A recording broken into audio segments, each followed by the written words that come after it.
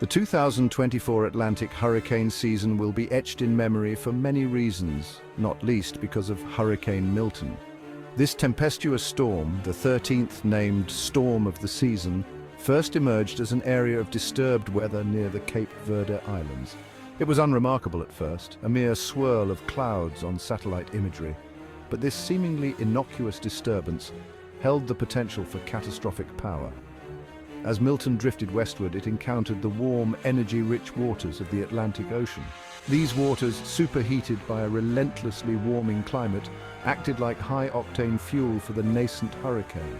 The storm began to strengthen, its central pressure dropping as winds around its eye intensified. Meteorologists around the world watched with growing concern as Milton, once a humble tropical wave, transformed into a formidable tropical storm. The situation was becoming increasingly dire. The National Hurricane Center in Miami, Florida, issued advisories with increasing urgency, warning of Milton's potential for rapid intensification. Coastal communities along the Gulf of Mexico, haunted by the specter of past hurricanes, braced themselves for the worst. Hurricane Milton was on a collision course with history. Hurricane Milton's rapid intensification was not a random act of nature. It was the result of a confluence of factors, a perfect storm of meteorological conditions that allowed it to explode in intensity. The primary ingredient in this volatile mix was the unusually warm sea surface temperatures in the Gulf of Mexico. Hurricanes are heat engines, drawing their energy from the warmth of the ocean. Warmer sea surface temperatures provide more fuel for this engine, allowing hurricanes to grow stronger and faster. In 2024, the Gulf of Mexico was exceptionally warm, a consequence of both natural variability and the long-term trend of anthropogenic climate change. These abnormally high sea surface temperatures provided an ideal breeding ground for Milton's explosive growth.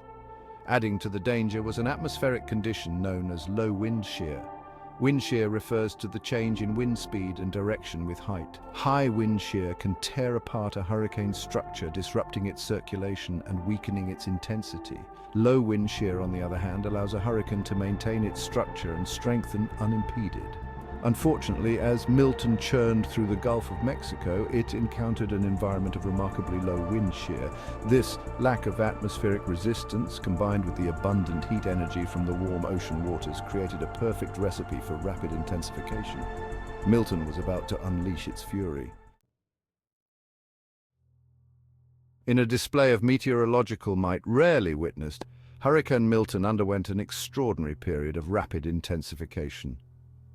Over a mere 48 hours, the storm transformed from a relatively weak tropical storm with winds of 40 miles per hour to a monstrous Category 5 hurricane with winds of 180 miles per hour. This rapid intensification, a phenomenon that is becoming increasingly common in a warming world, caught many by surprise. At its peak intensity, Hurricane Milton was a meteorological marvel, a swirling vortex of destructive power. Its central pressure plummeted to a staggering 897 millibars, making it one of the most intense Atlantic hurricanes ever recorded. Only a handful of hurricanes in recorded history have ever reached such an extraordinarily low pressure. Hurricane hunters flying through the eye of the storm reported scenes of unimaginable chaos. Winds howled at speeds exceeding 200 miles per hour, tearing apart their instruments and rattling the aircraft violently. The sea beneath was a maelstrom of towering waves, whipped into a frenzy by the hurricane's fury. Milton was a force of nature at its most extreme. Section 4, Landfall, Siesta Key faces nature's wrath. After reaching its peak intensity, Hurricane Milton began a slow turn towards the northeast, setting its sights on the west coast of Florida.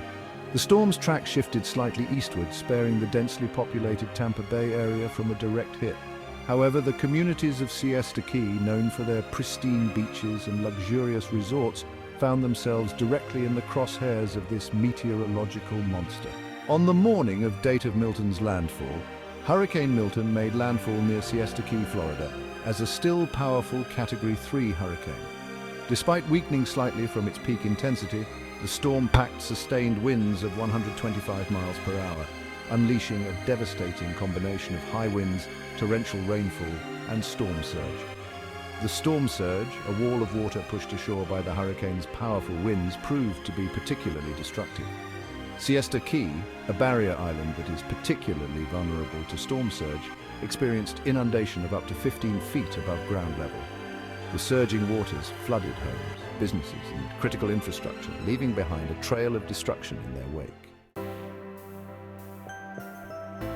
Section 5, Aftermath and Recovery, picking up the pieces.